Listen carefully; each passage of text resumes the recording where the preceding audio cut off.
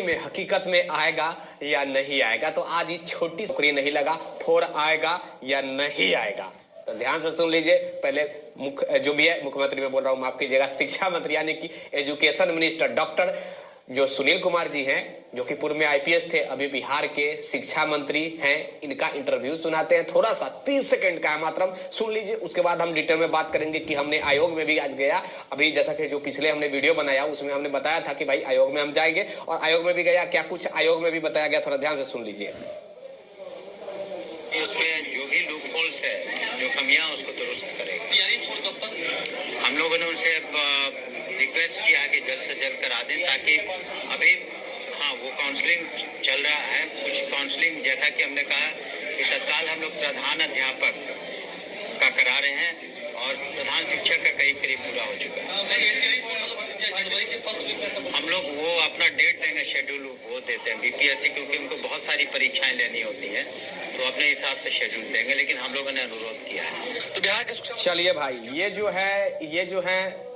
जो है education minister थे, और यही एजुकेशन मिनिस्टर जो है टीआरई 4 का जो है विधानसभा से जब अनाउंसमेंट किए थे, तभी जाकर टीआरई 4 का जो है वो घोर हंगामा चालू हो गया कि भैया टीआरई 4 भी आने वाला। नहीं तो ऐसा लग रहा था कि टीआरई 3 के बाद ही जो है वो बहाली प्रक्रिया रुक सी जाएगी और फिर अगला इलेक्शन में देखा जाएगा। क्योंकि ऐसे भी देखा जाए, हकीकत यही है कि बिहार में ऑलरेडी शिक्षकों की बहाली बहुत अच्छी तादाद में हुआ है। इसमें कोई दो मत वाली बात नहीं है, चाहे फर्जी तरीका वाला हो या फिर गलत लोग ही क्यों ना हो, लेकिन बहाली जो हुआ है वो मैं हकीकत बता रहा हूँ भैया, पूरे भारत में, केवल बिहार की बात नहीं। खैर चलिए, अब एक प्रश्न है कि भैया बाकी में आप बता दीजिए, ईमानदारी पूर्वक बताइएगा कि सर जो आपने आयोग में गया तो क्या कुछ जानकारी मिला और कितने सीट पे आने की संभावना है। देखिए मैं जब भी खबर चलाता हूं तो मैं एक अनुमानित चीज बताता हूं, जब तक कि वो ऑथेंटिक ऑफिशियली निकल कर नहीं आए। और आज फिर से मैं अनुमानित सीट बताने जा रहा हूं, जो मुझे बताया गया वो मैं बताने जा रहा हूं, पहली बात। दूसरी बात कि कब आ रहा है,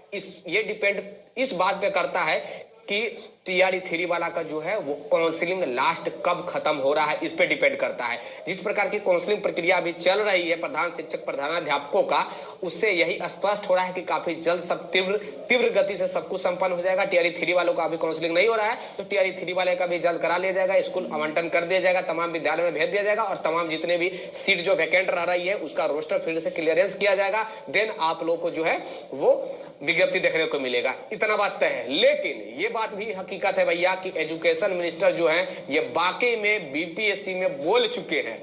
कुछ दिन पहले बहुत सारे लोग गए थे बीपीएससी कार्यालय में मिलने की, भाई साहब टीआरई 4 आ रहा है या नहीं आ रहा है, लेकिन उस समय ऐसा खबर था कि कोई जानकारी नहीं है विभाग की तरफ से। लेकिन विभाग ये स्पष्ट कर चुकी है कि टीआरई 4 की भी तैयारी करनी है और टीआरई 4 को लेकर भी विज्ञप्ति जारी किया जाएगा। खबर तो ऐसा है कि 1,80,083 सीट, 1,80,083 सीट जो है वो आने की संभावना है, ऐसा कहा जा रहा है। देखिए, ये आधिकारिक पुष्टि मैं नहीं कर रहा हूं, मैं फिर से बता दे रहा हूं, ये आधिकारिक पुष्टि नहीं है।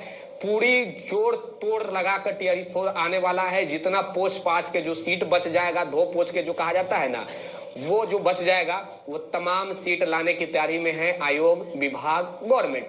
क्योंकि इलेक्शन है, अब ये पूर्ण होगी या नहीं होगी इस साल में, 25 में भी पूर्ण होगी या नहीं होगी, मैं इसके ऊपर टिप्पणी नहीं कर रहा हूं। मैं केवल विज्ञप्ति की जिक्र करने आया हूं कि क्या कुछ आ रहा है, कितना सीटों के लेकर आ रहा है। इसलिए आई बात मैं बोल रहा हूं क्योंकि जैसे जैसे डिले हो रहा है वैसे वैसे टीआरई 4 का अगर नोटिफिकेशन भी आ जाता है तो पूरा 100% स्कूल आवंटन होना मुझे संभव नहीं लग रहा है। इसलिए संभव नहीं लग रहा है क्योंकि आप देखेंगे कि भैया चुनाव भी है और चुनाव से पहले आचार संहिता लग जाता है, तो आचार संहिता में कोई भी प्रोसेस आगे नहीं बढ़ता है। ये बात भैया आप लोग जानते हैं क्योंकि आप मास्टर साहब बनने वाले हैं। कहना चाहूंगा कि समय से अगर सब कुछ होते रहा, काउंसलिंग हो गया तमाम टीआरई 3 वालों का, तो टीआरई 4 आप लोग को जल्द देखने को, पीजीटी का रिजल्ट जैसे ही आ जाएगा उसके बाद आप लोग को देखेंगे कि काउंसलिंग प्रक्रिया जो है वो टीआरई 3 वालों का काउंसलिंग प्रक्रिया स्टार्ट हो जाएगा। अब एक प्रश्न उठ रहा है कि सर टीआरई 3 वाले का अगर काउंसलिंग प्रक्रिया स्टार्ट हो जा रहा है तो कितना दिन लगेगा। तो आपने देखा था कि पहला जो शेड्यूल जारी किया गया था, वो शेड्यूल में क्या कुछ था भैया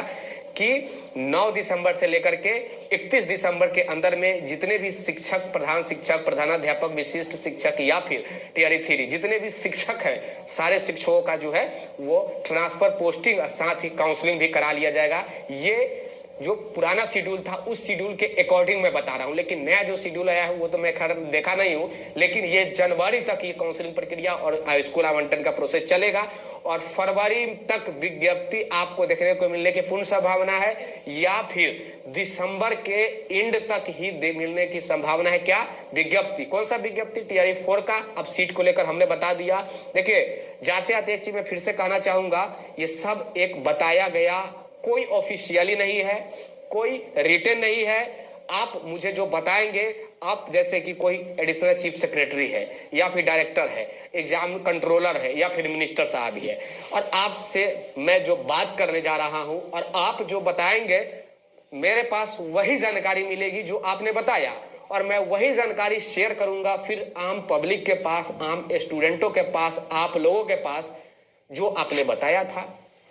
या इसीलिए मैं बार बार बोल रहा हूं कि ये कोई ऑफिशियली जानकारी नहीं है। पहली बार कुछ लोग आता है कि भैया दावा करने लगता है वीडियो पर कि हम ही जो बोलते हैं वही होता है, तो भाई हम वो नहीं है, हम हकीकत पर बिलीव करते हैं। थोड़ी सी कड़वी होगी मेरी बात, लेकिन मैं सब कुछ बोल रहा हूँ। खैर चलिए, अपना प्रतिक्रिया इस वीडियो के माध्यम बारे में जरूर बताइएगा। और हाँ, जाते जाते कहना चाहूंगा, एनसीईआरटी 5 1 से लेकर के और 12 क्लास तक की all subject math, English, Hindi छोड़कर, मैथ, इंग्लिश, हिंदी छोड़कर बाकी जितनी भी सब्जेक्ट है, जो है 1 क्लास से लेकर के 12 क्लास तक की जो एनसीईआरटी बुक आपको पढ़ना पड़ता है, तो मेरे हिसाब से आप लोग सरकारी विद्यालय से या फिर कहीं बुक स्टॉल से जाकर के एनसीईआरटी का बुक लेकर पढ़ लो।